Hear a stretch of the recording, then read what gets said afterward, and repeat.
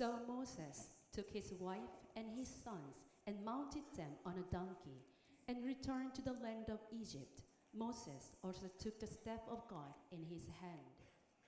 And the Lord said to Moses, "When you go back to Egypt, see that you perform before Pharaoh all the wonders which I have put in your power, but I will harden his heart so that he will not let the people go. Then you shall say to Pharaoh, 'This is what the Lord says, Israel is my son, my firstborn.'"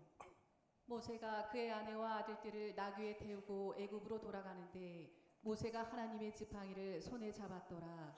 여호와께서 모세에게 이르시되 내가 애굽으로 돌아가거든 내가 내 손에 준 이적을 바로 앞에서 다 행하라.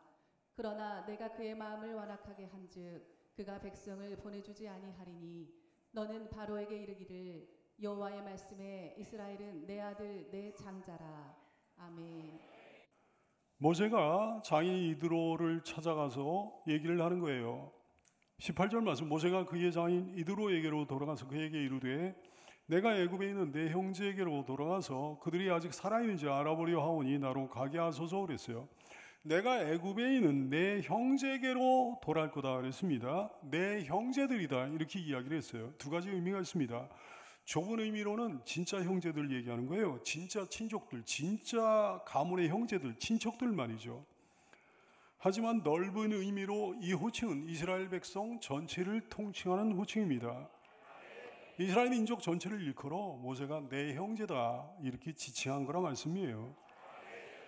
돌아가서 그들이 아직 살아있는지 보겠다고 그랬습니다.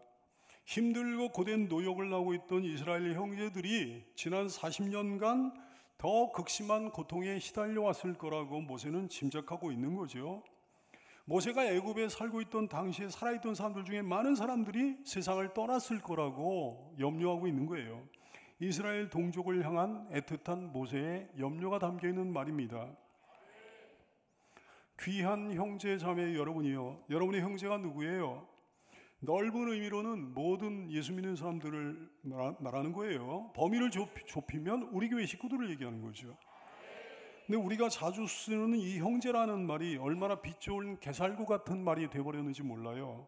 때로는 참 값없이 쓰입니다. 때로는 싸구려 단어로 쓰입니다. 형제 자매 여러분이요, 형제라는 말에는, 형제라는 단어에는 가슴 저린 의미가 있다는 사실을 알아야 되겠습니다.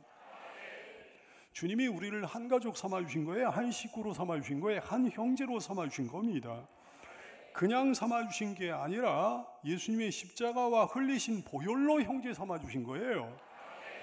그러므로 형제를 사랑하지 않으면 안 되는 거예요. 형제를 사랑하는 것은 우리의 사명이에요.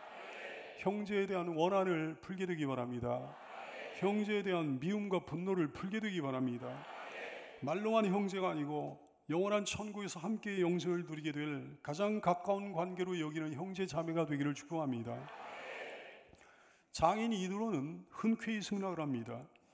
18절 말씀, 이드로가 모세에게 평안히 가라 그랬어요. 평안히 가라, 히브리어 샬롬이라는 인사말이에요. 히브리 전통 인사말 샬롬입니다. 안녕을 빌어주는 말이에요. 건강을 빌어주는 말이에요. 번창과 평안을 바라는 뜻으로 가장 널리 사용되던 인사말이 샬롬이었습니다. 다시 할까요? 샬롬. 옆에 있는 분들과 인사 한번 나눌까요? 샬롬.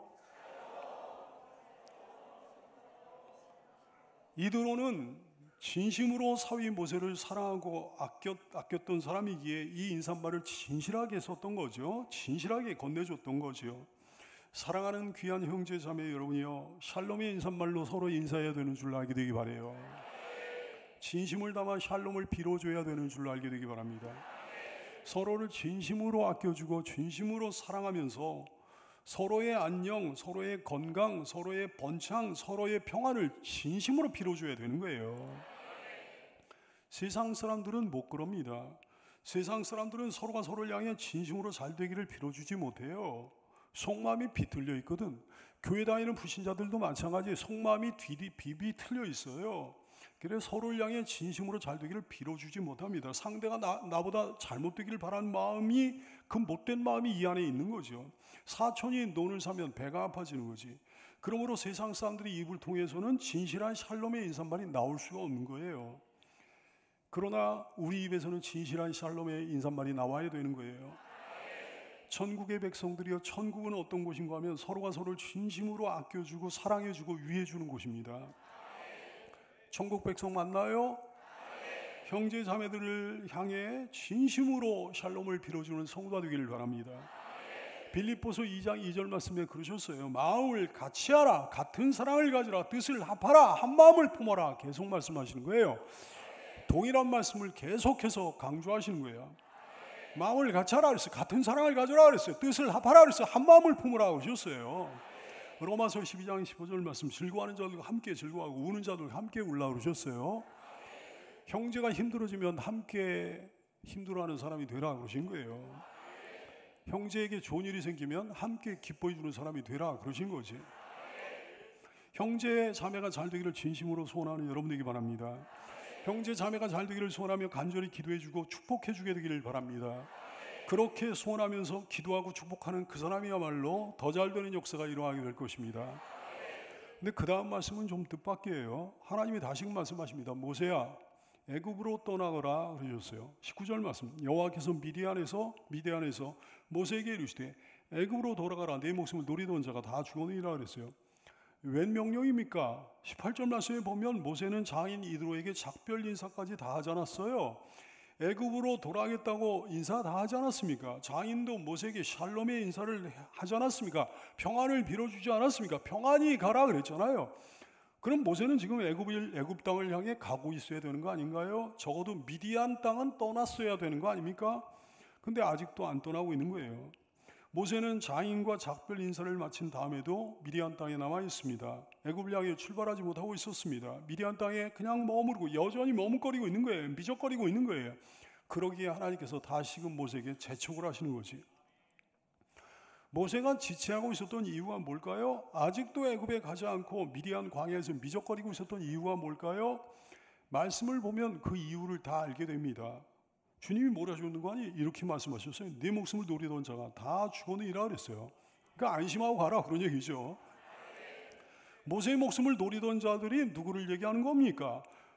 자기 권좌를 확고히 지키기 위해 어떻게든 모세를 찾아 제거하려고 했던 모세의 정적 투트모스 3세와 그 신복들을 얘기하는 거예요. 모세는 막상 자기 발로 그들을 찾아가려고 하자 또다시 두려움이 생겼던 거지. 내가 그놈들을 찾아가면 만나자마자 월시구나 좋다구나, 내가 너를 죽이려고 얼마나 찾아왔는데 그러면서 바로 나를 죽일 텐데. 그래서 모세는 출발 시간이 다가오면 다가올수록 불안과 두려움에 사로잡혔겠죠. 자연히 애굽 땅을 향해 선뜻 힘차게 발걸음을 옮길 수 없었던 거예요. 그러자 하나님께서 어떻게 하셨습니까? 오늘 보니까 놀라운 말씀이 기록되어 있네요. 네 목숨을 노리던 자가 다 죽었느니라 그랬어요. 모세의 정적들이 수명을 다해서 죽은 걸까요? 모세는 앞으로 40년 더 사는데요. 투트모스 3세와 그 신복들은 모세의 동년배들입니다. 그 사람들 모두 자연사하려면, 수명을 다해가 죽으려면 아직도 멀었습니다. 그들이 모두 제명대로 살다가 자연사하기를 기다려야 된다고 한다면 앞으로도 오래오래 기다려야 했을 거예요. 그들은 자연사한 게 아니었습니다. 수명을 다해 죽은 게 아니었습니다. 그들은 갑작스레 하나님께서 내리신 죽음의 잔을 마신 거였습니다. 모세가 그들이 두려워 망설이면서 출발을 주저하자 하나님께서 그들을 아예 없애버리신 거지. 하나님의 일이 진행이 안 되잖아요. 그래서 하나님께서 그들을 없애버리신 거예요. 모세의 두려움의 대상들을 아예 제거해버리신 거예요. 그로 인해 애굽의 역사가 확 달라지게 되는 거예요. 투트모스 3세와 그 측근들이 다 함께 죽음으로 인해가지고 애굽 제국의 역사 자체가 변화됐습니다. 존귀한 하나님의 백성 여러분 깨달아야 됩니다. 사랑하는 일꾼들이, 사랑하시는 자녀들이 하나님의 일을 해나가는 데 있어 필요하다면 그 어떤 장애물도 제거하실 수 있는 하나님이십니다. 여러분 얘기 여러 번 들어왔잖아요. 주님의 몸된 교회를 지긋지긋하게 괴롭히고 힘들게 하던 사람, 갑자기 죽어버린 사람들이 이게요. 성전 거축 같은 거 막 지긋지긋하게 방해하고 막 그러다 갑자기 세상을 떠난 주인들의 얘기 여러분 많이 들어봤잖아요. 그 정도가 아닙니다. 필요하다면 아예 역사 자체를 바꾸실 수도 있으신 전능하신 하나님이시죠. 존귀한 성도 여러분이 신실한 주님의 일꾼들이여 담대하기 바랍니다. 세상을 두려워하지 말게 되기 바라요. 어떤 일이든지 담대히 감당하기 바라요. 담대히 나아가기 바랍니다. 담대히 전진하는 성도가 되기를 축원합니다. 주님과 담대히 나아가 원수를 완전히 밟아 이겨 승리를 외치며 찬양하세. 그리스도 나의 왕 승리 유신 하나님 그 백성 구했네. 말씀으로 무찌르니 온 세상 일어나오리. 주님과 담대히 나아가 원수를 완전히 밟아 이겨 승리를 외치며 찬양하세. 그리스도 나의 왕 그리스도 나의 왕 그리스도 나의 왕. 저 성벽을 향해 전진하라. 주님이 우리 대장 되신다. 저 성벽을 향해 전진하라. 주님이 우리 대장 되신다. 주가 명령하네. 강한 군사들아 주가 명령하네. 강한 군사들아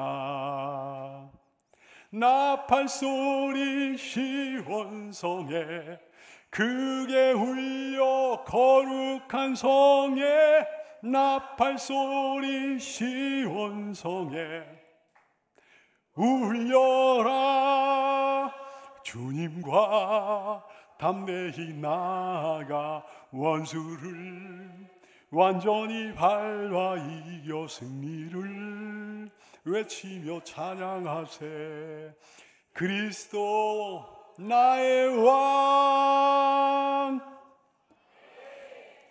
드디어 아름다운 여정, 멋진 여정, 위대한 여정이 시작됩니다. 모세가 사랑하는 가족들이요, 아내 시보라와 아들 게르솜 그리고 엘리에셀을 나귀에 태우고 애굽 땅으로 돌아가는 거예요. 출애굽기 4장 20절 말씀, 모세가 그의 아내와 아들들을 나귀에 태우고 애굽으로 돌아가는데 모세가 하나님의 지팡이를 손에 잡았더라 그랬어요. 눈물겨운 장면입니다. 참으로 감동적인 장면이에요. 가만히 그 장면을 떠올려 봅니다. 어디 모세뿐이에요? 그리스도인이 하나님께 순종하는 장면은 정말 감동적입니다. 그리스도인이 하나님 명에 따라 무언가를 시작하는 장면은 감동적이에요. 그리스도인이 하나님 명에 따라 어디론가 움직이는 장면은 감동적이에요. 그리스도인이 복음을 전하기 위해, 헌신하기 위해, 주님의 일을 하기 위해 어디론가 출발하는 장면은 감동적입니다. 보배로운 일꾼들이여, 이제 1027 모셔오기가 시작됩니다. 모셔오기를 통하여 여러분의 이런 아름다운 출발의 모습이 있게 되기를 소원합니다. 여러분의 인생을 통해 이런 감동적인 장면들이 많이 연출되기를 축원합니다. 이런 아름다운 순종, 멋진 출발이 있는 모셔오기가 되기를 축원합니다. 근데 여러분, 혼자 가면 될 것 같은데 왜 처자식을 동반하고 가는 걸까요? 혼자 가는 게 홀가분하지 않겠습니까? 혼자 가야 자유롭게 활동할 수 있을 거 아니겠습니까? 아주 적대적인 애굽의 왕실을 상대하는 이 위험한 사역에 뭐하러 가족을 대동하고 가는 걸까요? 모세의 굳세고 굳은 의지를 반영하고 있는 대목이에요. 모세는 지금 마음을 아주 단단하게 먹고 있는 겁니다. 이를 악물고 결심하고 있는 상태예요. 한 발 빼고 한다면 어찌 가족을 동반하고 사지로 뛰어들 수 있겠습니까? 가족들은 안전한 땅, 미디안 땅 처가에 있게 하고 자기 한 몸 적당히 사역하다가 돌아오면 되는 거 아니겠어요? 아니요, 그렇게 안 하고 있는 거예요. 주님이 시키신 그 일 전심전력을 이제 하겠다는 생각이지요. 이제는 한 발 빼고 적당히 하는 것이 아니고 온 몸과 온 인생을 다 바쳐 헌신하겠다는 생각이에요. 하나님이 시키신 그 일에 올인하겠다는 생각이에요. 하나님의 사역에 올인하겠다는 생각이었다고. 그렇습니다, 여러분. 모세는 분명히 약점이 많은 사람이었지만 하나님께 총애를 받은 이유가 있었습니다. 이후에 모세의 여정을 보면 참으로 헌신적이에요. 정말 순종적이에요. 정말 열정적입니다. 마가복음 12장 30절 말씀에 내 마음을 다하고 목숨을 다하고 뜻을 다하고 힘을 다하여 주 너희 하나님을 사랑하라, 이런 말씀이 있는데 주님의 이 말씀이 모세의 인생을 통해 구현됐던 거예요. 온 천하보다 귀한 성도 여러분이요, 부디 오늘의 모세의 결심처럼 여러분의 인생 또한 주님께 온전히 드려지기를 축복합니다. 남김없이 하나님께 올인되는 인생이 되기를 바랍니다. 한 발 빼고 적당히 드리는 것이 아니고 두 발을 다 담가 온전히 드리고 온전히 헌신하는 주님의 용사들이 다 되기를 축복합니다. 가족을 나귀에 태우고 애굽으로 향하는 모세에게 특별한 모습이 하나 있었습니다. 오늘 보니까 그랬어요. 모세가 하나님의 지팡이를 손에 잡았더라 그랬어요. 지팡이를 손에 잡은 게 뭐 특별한 모습이에요? 전혀 특별한 모습이 아니지. 당시의 목자들은, 당시의 목동들은 의뢰의 지팡이 손에 들고 다녔으니까 말이죠.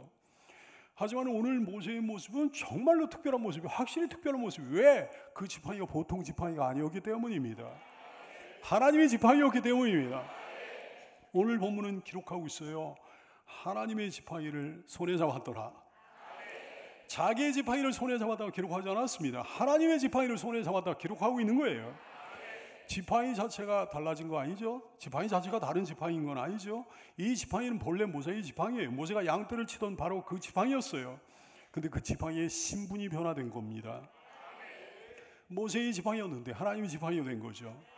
목자의 지팡이였는데, 목동의 지팡이였는데 여호와의 지팡이가 됐던 거죠. 그러므로 오늘 출발하는 모습이 특별하고도 특별한 모습이 아니겠습니까? 보배롭고 존귀한 성도 여러분이요, 여러분의 인생 여정이 이처럼 특별한 모습이 되기를 바라요. 지금까지는 나의 지팡이를 잡고 걸어온 여정이었는데 이제부터 하나님의 지팡이를 잡고 걸어가는 여정이 되기를 축복합니다. 지금까지는 혼자 힘으로 감당해온 삶이었는데 이제부터는 하나님의 능력을 손에 쥐고 사는 특별한 인생이 되기를 축복합니다. 지금까지는 혼자 헐떡거리면서 걸어온 시간들이었는데 이제부터는 주님 손을 꽉 잡고 걸어가는 특별한 시간들이 이어지게 되기를 축복합니다. 1027 모셔오기를 위해서 출발하는 여러분의 발걸음 또한 이런 발걸음이 되기를 축복합니다. 아무개가 하나님의 지팡이를 손에 잡았더라. 힘차게 외쳐볼까요? 여러분의 이름을 넣어가지고 시작! 아무개가 하나님의 지팡이를 손에 잡았더라. 아멘. 이어서 하나님께서 주목할 만한 말씀을 하십니다. 뭐라고 그러시는 거 아니? 이렇게 말씀하시면 내가 바로의 마음을 완악하게 할 것이다. 이집트 왕의 명칭이 바로예요. 파라오예요. 파라오를 갖다 성경에서 우리 성경에서 바로라고 하는 거예요. 내가 파라오의 마음을, 이집트 왕 파라오의 사람 이름이 아니라는 거 여러분 알지요? 직책의 명칭이에요. 이집트 왕을 파라오라고 하는 거예요. 내가 파라오의 마음을 완악하게 할 것이다. 따라서 그가 쉽사리 내 백성을 놓아주지 않을 것이다 그랬어요. 21절 말씀, 여호와께서 모세에게 이르시되 네가 애굽으로 돌아가거든 내가 내 손에 준 이적을 바로 앞에서 다 행하라. 그러나 내가 바로의 마음을 완악하게 한즉 그가 백성을 보내주지 않을 거다 그랬어요. 완악하게 할 거다 그랬어요. 고집스럽다, 완고하다 그런 뜻이거든요. 고집스럽게 완고하게 바로가 이스라엘을 보내주지 않을 거란 말씀이에요. 근데 중요한 건 그게 아닙니다. 그건 우리가 다 알고 있는 거잖아요. 바로가 그렇게 고집스러워지는 이유가 뭐예요? 바로가 그렇게 완고해지는 이유가 뭐예요? 그게 우연한 일이 아니라는 거예요. 그게 바로의 성격 탓이 아니라는 거예요. 바로 스스로 그렇게 되는 게 아니라는 거예요. 하나님이 그렇게 만드실 것이라는 점이 너무나 중요합니다. 다시 한번 묻겠습니다. 바로의 마음을 그렇게 고집스럽고 완고하게 만든 분이 누구라고요? 하나님이시라고요. 바로가 그렇게 끈질기게 이스라엘 백성들 놓아보내지 않게 만든 분이 누구라고요? 하나님이시라고요. 10가지 재앙을 받는 동안 끝까지 이스라엘 백성들을 붙들고 놓아주지 않게 만든 분이 누구라고요? 하나님이시라고요. 그래요 여러분, 때로는 우리 일이 잘 안 풀리게 하시는 하나님이신 줄 알게 되기를 바랍니다. 아니 도대체 하나님께서는 왜 바로의 마음을 그렇게 만드신다는 겁니까? 사람의 마음을 움직이시는 하나님이시잖아요. 바로의 마음을 좀 부드럽게 하시면 얼마나 좋을까요? 바로의 마음을 부드럽게 해가지고, 바로가 바로잖아요. 그러니까 바로 보내도록, 바로 이스라엘 백성들을 보내주게 하면 좀 좋습니까? 모세 편에서 좋고요, 이스라엘 백성들도 좋고요, 바로도 좋고요, 다 좋지 않겠습니까? 근데 그게 그렇지는 않다 얘기예요. 만약에 그렇게 되면, 만약에 바로가 바로 놔주게 되면 오직 바로에게만 좋습니다. 애굽에게만 좋습니다. 하나님이 바로의 마음을 부드럽게 해가지고 바로가 자기 이름 그대로 바로바로 이스라엘 백성들을 놓아주게 되면 바로 자신에게 너무 좋아, 애굽 사람들에게 너무 좋은 일이 될 거예요. 10가지 재앙을 하나도 안 겪어도 되지 않겠습니까? 하지만 그렇게 되면 모세에게는 너무 안 좋아요. 이스라엘 백성들에게 너무 안 좋아. 우선 모세는요, 하나님의 종으로서의 훈련을 못 받습니다. 하나님이 자기를 통해 행하시는 이적을 볼 수가 없습니다. 하나님이 얼마나 대단한 분인지, 하나님의 권능이 얼마나 위대한지, 또 자기를 통해 얼마나 큰 일을 행하시는지 이걸 전혀 알 수 없게 되는 거예요. 이스라엘 백성들도 마찬가지입니다. 바로가 바로 자기를 놓아 보내준다면 이스라엘 백성들도 자기들이 섬기는 하나님의 위대한 권세와 능력의 크심을 알 수 없게 되는 거예요. 하나님이 얼마나 자기를 사랑하시는지 모르게 되는 거예요. 하나님이 자기를 얼마나 편들어 주시는지 알 수 없게 되는 거예요. 하나님이 자기를 구원하시기로 작정하신 이상 어떤 일이 있어도 포기하지 않고 끝까지 구원해 내신다는 사실도 모르게 되는 거예요. 바로와 애굽 제국이라는 엄청난 세상 권력이 하나님 앞에서 아무것도 아니라는 사실도 모르게 되는 거예요. 게다가 덤으로 큰 재물을 애굽 백성들에게서 얻게 되잖아요. 이스라엘 백성들이요. 근데 덤으로 큰 재물을 얻게 되는 것은 언강생심 꿈도 꾸지 못할 일이지. 빈털터리로 간신히 몸만 빠져나오는 신세가 되고 말았을 거라고요. 우리는 어찌나 미련스러운지, 어찌나 어리석은지, 어떤 일이 잘 안 되기만 하면 무조건 그것이 내게 나쁜 상황이라고 생각합니다. 우리가 상대하는 사람들이 고집스럽고 완고할 때 왜 이렇게 일이 안 풀리는가 하면서 좌절합니다. 하지만 성도 여러분이 오늘 사건을 통해 그게 아니라는 사실을 알아야 되겠습니다. 그 배후에 하나님이 계신 거예요. 그렇게 하신 분이 바로 하나님이십니다. 나를 나보다 더 사랑하시는 하나님, 내가 잘 되기를 나보다 훨씬 더 선호하시는 하나님이 일부러 그렇게 하시는 경우가 있다는 말씀이에요. 일이 잘 안 풀리게 하시는 경우가 있다는 말씀이죠. 귀한 성도 여러분이요, 여러분 기억하십시오. 잊지 마십시오. 어떤 일이 지체되고 지연될 때 사실은 그것이 나 자신을 위해 좋은 일일 수도 있다는 사실을 알아야 되겠습니다. 우리가 상대하는 사람들이 고집스럽고 완고할 때 사실은 그것이 나 자신에게 너무 좋은 일이라는 사실을 알아야 되겠습니다. 하나님이 그들의 마음을 불어 그렇게 하신 거예요. 누구를 위해? 우리를 위해. 하나님이 그들의 마음을 일부러 완악하게 하신 거예요. 누구를 위해? 우리를 위해. 왜냐하면 그것을 통해 우리가 더 훈련받고 성숙하기 때문입니다. 그것을 통해 신앙의 기다림과 인내를 배우기 때문입니다. 그것을 통해 더 간절히 더 오래 무릎을 꿇게 되기 때문입니다. 그것을 통해 주님과 가까워지기 때문입니다. 그것을 통해 하나님의 크심을 깨달아 알기 때문입니다. 그것을 통해 신앙이 성장하기 때문입니다. 그것을 통해 하나님의 기적을 만나기 때문입니다. 그것을 통해 하나님이 나를 정말로 사랑하신다는 사실을 절절히 알게 되기 때문입니다. 그것을 통해 더 좋은 것, 더 놀라운 것을 얻게 되기 때문입니다. 살아가는 동안 세상의 완악함과 여러분이 상대하는 사람들의 완악함으로 인해 마음이 상하고 그랬습니까? 잘 들으세요. 하나님이 여러분 위해 그렇게 하신 거예요. 하나님이 여러분을 복 주시기 위해 그렇게 하신 거예요. 그러나 내가 그의 마음을 완악하게 한즉 그가 백성을 보내주지 아니하리니. 교회적으로도 그렇습니다. 우리 교회의 역사를 돌이켜보면 그렇습니다. 이런저런 걸림돌이 있었던 지난날이 있었습니다. 근데 하나님이 우리를 위해 그렇게 하신 거예요. 우리를 위해 그 앞에 걸림돌을 두신 거예요. 우리를 복 주시기 위해 그렇게 하신 거예요. 우리를 복 주시기 위해 그 앞에 걸림돌을 두신 거예요. 나중에 보니까 항상 더 좋은 것으로 채워주셨습니다. 항상 더 좋은 결과물을 주셨습니다. 그러므로 사랑하는 복된 하나로 교우 여러분이요, 모든 것을 믿음으로 기다리기 바랍니다. 끝까지 안 풀리는 하나님의 자녀는 절대로 없어요. 때로는 일부러 어떤 일을 지연시키고 지체되게 함으로 그 기간을 통하여 역으로 우리를 복주시는 신비로운 하나님의 섭리를 깨닫는 여러분 되기 바라요. 그러므로 내일을 소망하며 미래를 꿈꾸며 하나님이 풀어주실 그날을 기대하면서 하나님의 지팡이를 손에 꽉 잡고 힘있게 걸어가는 성도가 되기를 예수님의 이름으로 축원합니다. 기도하겠습니다.